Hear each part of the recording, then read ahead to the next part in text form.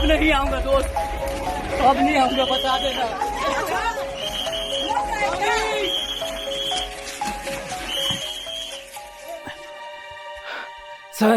Sir लोगों को gas नहीं मिल पा रही, लोगों के घर चूल्हे नहीं जल रहे सर।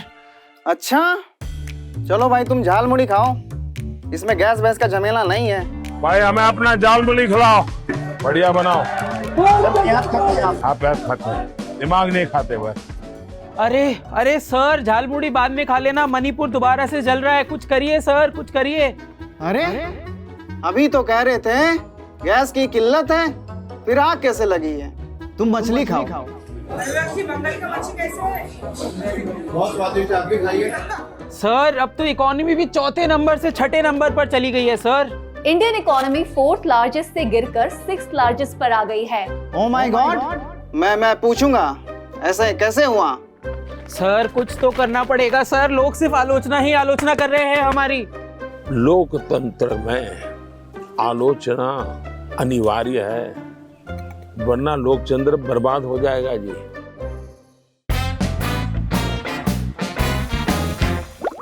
नमस्कार, एक और टिप्पणी के साथ मैं तुल चौरसिया। गए हफ्ते बंगाल में पहले चरण का मतदान हुआ। मतदान से ज्यादा चर्चा जलपान की रही। एक के बाद एक घटनाक्रम ने बताया कि नेताओं का पाचन तंत्र बहुत मजबूत होता है। इसी से जुड़ी एक कहानी झटपट सुना देता हूं। कहानी का शीर्षक है राजनीति का पाचन तंत्र। नेता और राजनीतिक व्यवस्था मिलकर बिल्कुल वैसे ही जनता के मुद्दों, वादों और विरोधी विचारों को पचा जाते हैं जैसे पाचन तंत्र के विभिन्न हिस्से भोजन को पचाते हैं। एक नगर था लोकतंत्रपुर, वहां के लोग थे भोले भाले। 5 साल में चुनाव आते और साथ में आते थे नेताजी। पक्की सड़क, सबको स्कूल, बढ़िया अस्पताल और हर हाथ को काम जैसे वादों की व्यंजन परोसे जाते।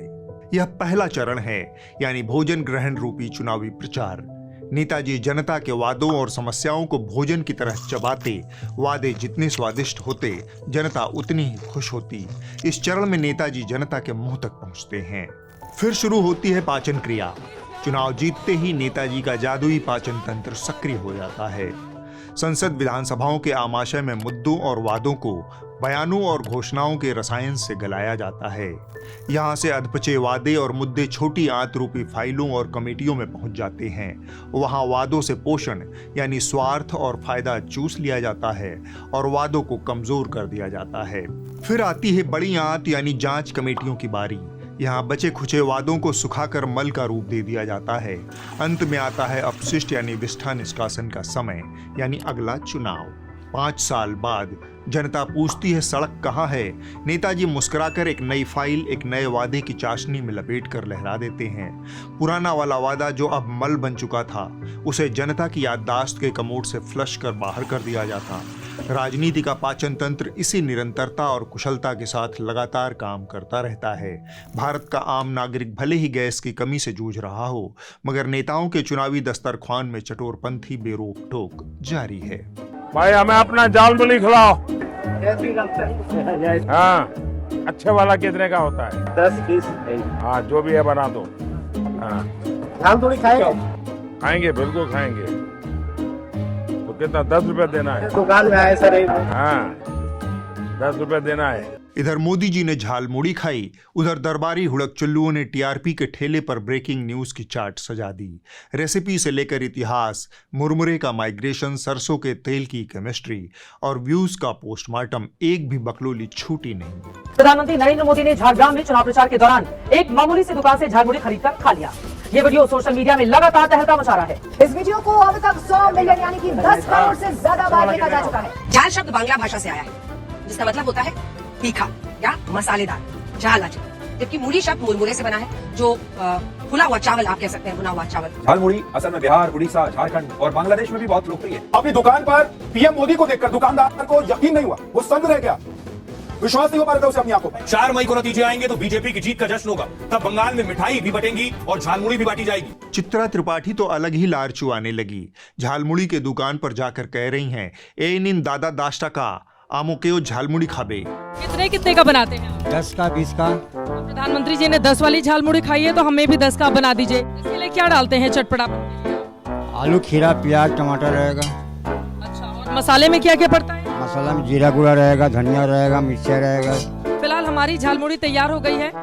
और यकीन मानिए 10 रुपए में हम लोग दिल्ली और नोएडा में चाय भी नहीं पी पाते हैं, लेकिन 10 रुपए में अब ये झालमुड़ी मुझे मिल गई है। तिहाड़ शिरोमणि तो लगता है आजकल नमक सूंघ कर एंकरिंग करते हैं।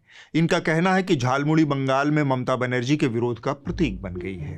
अब ये झालमुड़ी पश्चिम बंगाल में ममता बनर्जी के विरोध का एक प्रतीक बन गई और अब लोग कहने लगे हैं कि ऐसा ना हो कि पश्चिम बंगाल के लोग इस बार चुनाव में ममता बनर्जी को यही झालमुड़ी खिला दें।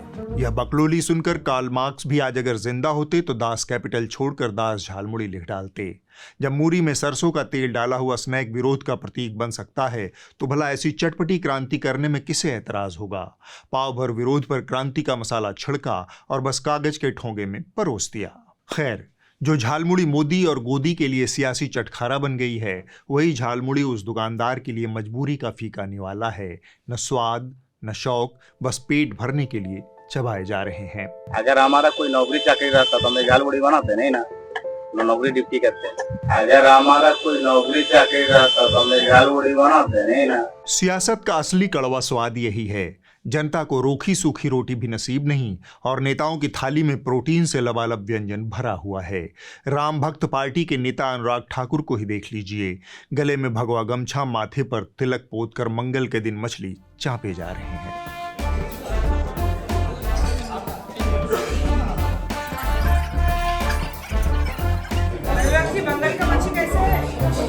बहुत स्वादिष्ट, आप भी खाइए। बहुत स्वादिष्ट, आप भी खाइए। वैसे इसमें शर्म लिहाज की कोई बात नहीं है। आप मछली, बकरा, मुर्गा सब चापिए, मगर अनुराग ठाकुर जी, आप हमारे मोदी जी को चिढ़ाने का काम मत कीजिए प्लीज। मटन बनाने का मौज ले रहे हैं, इतना ही नहीं उसका वीडियो बना करके देश के लोगों को चिढ़ाने का काम करते हैं। वोटर्स को अपने जाल में फंसाने के लिए ऐसा खेला तो कभी मोदी जी ने भी नहीं किया। बहुत किया तो हनुमान जी को पतंग बनाकर उड़ा दिया।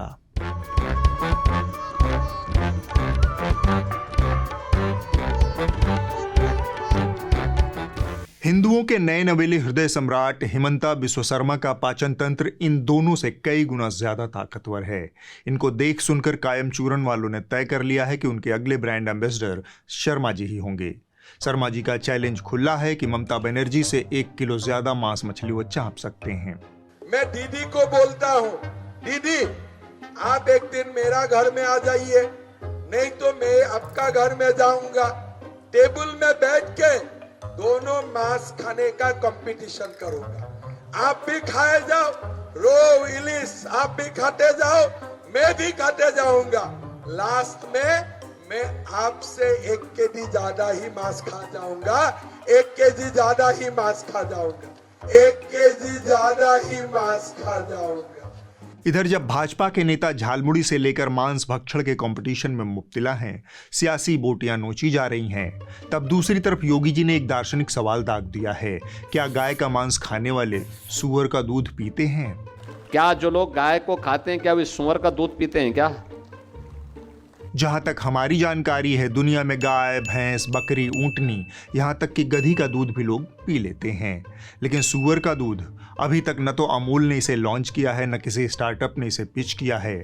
अगर योगी आदित्यनाथ जी गंभीरता से इस विषय में जानकारी इकट्ठा करना चाहते हैं तो उनकी मदद मोदी जी के एक खास शागिर्द किरण रिजिजू जी कर सकते हैं। यह बात सुनकर योगी जी ने माथा पीट लिया। क्या करते हो चूतिया करने का? योगी आदित्यनाथ आजकल दूध का दूध और खून का खून करने पर आमादा हैं। बंगाल में फायर ब्रांड बनकर उतरे हैं, लेकिन जनाब अपने बयानों से ऐसी चिंगारी छोड़ रहे हैं कि धुआं उन्हीं की पार्टी से उठता दिख रहा है। बंगाल की धरती पर जाकर कुछ भी अंड बंड बोल रहे हैं।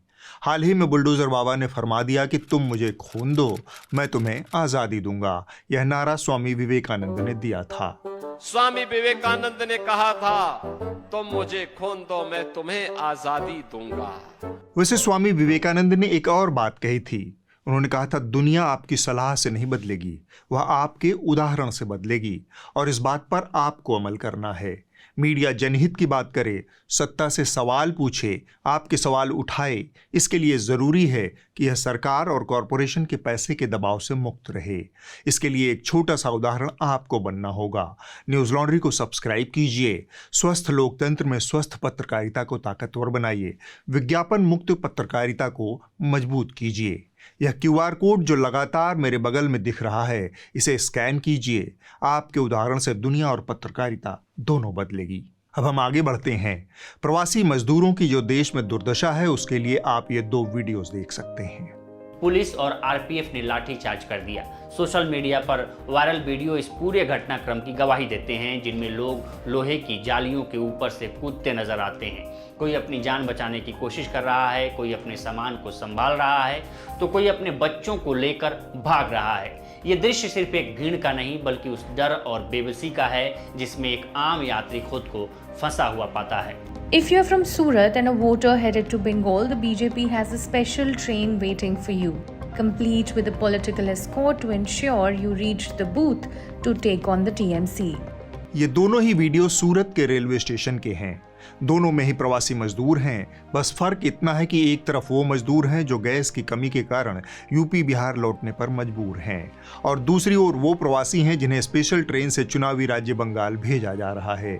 एक के हिस्से में दर-दर की ठोकरें हैं, दूसरे के स्वागत में कालीन बिछाई जा रही है। अब नहीं आऊंगा दोस्त, अब नहीं आऊंगा, बता देना। इस शख्स की आवाज में उसकी बेबसी और दर्द साफ झलकता है, मगर सरकार को यह नहीं दिखेगा, क्योंकि फिलहाल उसे चुनाव दिख रहा है और चुनाव के अंधे को वोट ही वोट दिखाई देता है।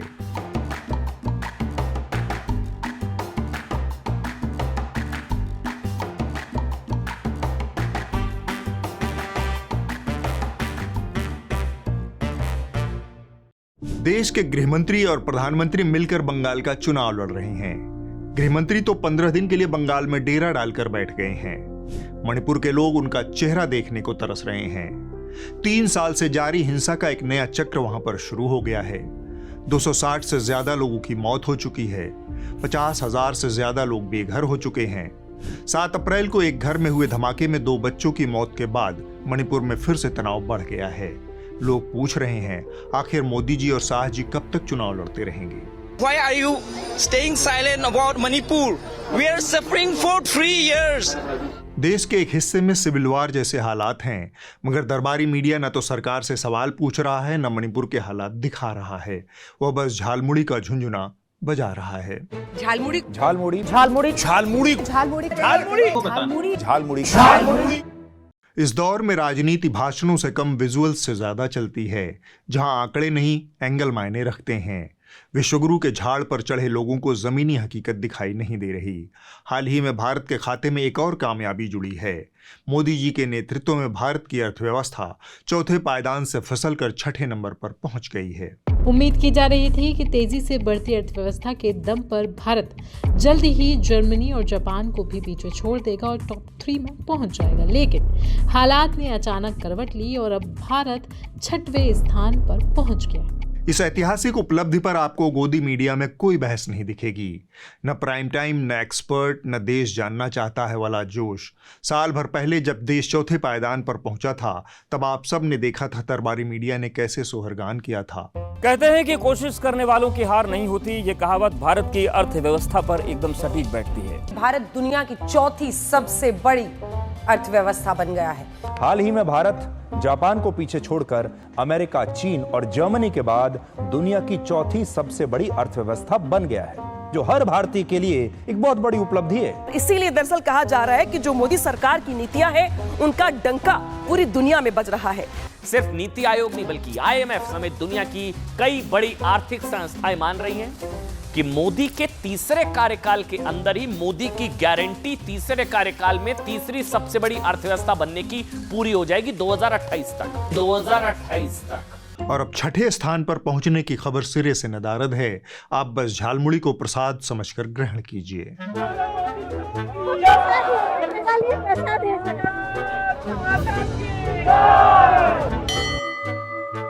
इस महिला का आप कतई मजाक मत उड़ाइए। सच कहें तो आप मजाक करने लायक बचा भी क्या है। जिस देश का सर्वोच्च जज तक दिव्य समाधान के लिए पाखंडी बाबाओं के साथ गलबहियां कर रहा हो, वहां आप आम आदमी से क्या उम्मीद रखेंगे? एक तरफ संविधान की रक्षा करने वाले देश के पूर्व सर्वोच्च जज और दूसरी तरफ अपने चमत्कारों और बयानों से विवाद में रहने वाले एक कथावाचक। जब इन दोनों की मुलाकात की तस्वीरें सामने आई तो सोशल मीडिया पर भूचाल मच गया। भारत के पूर्व मुख्य न्यायाधीश B.R. गवई ने सपरिवार धीरेन्द्र कृष्ण शास्त्री से मुलाकात की, जिसके बाद न्यायपालिका की निष्पक्षता पर सवाल उठने लगे हैं। पूर्व CJI B.R. गवई उस कुर्सी पर बैठ चुके हैं जहां हर शब्द, हर फैसला संविधान के पैमाने से तौला जाता है। वही व्यक्ति आज ऐसे बाबा के साथ खड़ा है जो खुलकर हिंदू राष्ट्र बनाने की बात करता है, यानी उस संविधान के ठीक उलट जिसकी शपथ लेकर वो उस पद तक पहुंचे थे। भारत हिंदू राष्ट्र था, है और फिर से घोषित होकर रहेगा। हर व्यक्ति को आस्था और श्रद्धा रखने का अधिकार है। समस्या तब होती है जब देश की सबसे ऊंची न्यायिक कुर्सी से जुड़ा व्यक्ति एक ऐसे मंच पर दिखता है जो खुले तौर पर संविधान के मूल सिद्धांतों, खास तौर पर धर्मनिरपेक्षता की धज्जी उड़ाता है। एक जज से उम्मीद होती है कि वो तर्क और वैज्ञानिक सोच को मजबूत करेगा, न कि पाखंड और अंधविश्वास फैलाने वाले मंच पर नजर आएगा। आम आदमी पार्टी के कई राज्यसभा सांसद मैं राघव चड्ढा विद्रोही हो गए। इनमें शामिल तमाम लोग जिन्होंने न बाप दादों के विरुद्ध विद्रोह किया, न जाति, न धर्म, न सड़ियल परंपराओं के विरुद्ध विद्रोह किया, जिन्हें यह तक नहीं मालूम कि विद्रोह के वी में बड़ी ई की मात्रा लगती है या छोटी ई की, वे सब विद्रोही हो गए। आदर्श और सिद्धांत के नाम पर विद्रोही, जिनका ये दावा था। आज तक वो रकम नहीं बनी, मैं साफ तौर पे कहना चाहता हूं, आज तक वो रकम नहीं बनी और वो शख्स पैदा नहीं हुआ जो राघव चड्ढा को, आम आदमी पार्टी को या अरविंद केजरीवाल को खरीद ले। मैं साफ तौर पे अपने विरोधियों को कहना चाहता हूं। शायद अब वो रकम बन गई है, लिहाजा चड्ढा जी ने बाकायदा प्रेस कॉन्फ्रेंस करके बताया कि भाई इसे विद्रोह कहते हैं। बीजेपी एक गुंडों की पार्टी है, अनपढ़ गुंडों की पार्टी है, वो सिर्फ गुंडागर्दी करते हैं। हम सब अपने आप को सौभाग्यशाली महसूस कर रहे हैं कि हम माननीय प्रधानमंत्री नरेंद्र मोदी जी की लीडरशिप में और गृह मंत्री अमित शाह जी की संकल्प शक्ति के साथ जुड़कर बिना रुके और बिना थके देश के लिए काम करेंगे। नेता दल बदल कर उसी सरलता से विचारधारा के कपड़े बदल लेते हैं जैसे पानी से पानी मिल जाता है। सांप्रदायिक से धर्मनिरपेक्ष और धर्मनिरपेक्ष से सांप्रदायिक हो जाना उनके लिए बाएं हाथ का खेल है, बिल्कुल उसी तरह जैसे वो समय अनुकूल ब्राह्मण, बनिया, ओबीसी हो जाते हैं। मैं हैरान हूं, उनको इतना सबसे बड़ा ओबीसी नजर नहीं आता है। खैर, अब आप इस हफ्ते की रिपोर्ट देख लीजिए। जो कही जा रही थी बातें के अंदर में भी सोशल डिस्टेंसिंग। इस हफ्ते की रिपोर्ट न्यूज पोर्टली से है। मध्य प्रदेश के सीहोर जिले के बालोदिया और बामलदड़ गांव, जहां कागजों में पानी बह रहा है, लेकिन जमीन पर लोग अब भी प्यासे हैं। सरकारी आंकड़े कहते हैं कि हर घर नल योजना के तहत कई घरों तक पानी पहुंच चुका है, लेकिन हकीकत इससे अलग है। यहाँ सुबह की शुरुआत मटकों और बाल्टियों के साथ होती है। बच्चे और महिलाएं हर दिन पानी की जुगत में लगे रहते हैं। खेती में पानी नहीं फिरे, कछु की पैदा नहीं हो भैया, चना का बुआ तो बेबी उसे रे जरा से कई कमाई है, कछु नहीं बुआ जो बीज भी नहीं हिटे। सरकारी 5-6 हो गई, फिर दिन में पानी एक में नहीं है। अभी तो नल लगवाने की 2 साल 3 साल पहले जो भी योजना आई हो, तो 2 साल पहले लाइनें खुदी थी, कुछ गांव को भी खोद दिया, पूरा पाइपलाइन बिछी है, तो वो भी अधूरी पड़ी है। ये यहीं पे देख सकते हैं आप, ये अपने खेत में पाइप पड़े हुए हैं, अधूरे पड़े हुए हैं। एक घर पे भी नल नहीं लगाए कि किसी एक घर पे नल में पानी आता हो। अगले हफ्ते होगी एक और टिप्पणी। नमस्कार।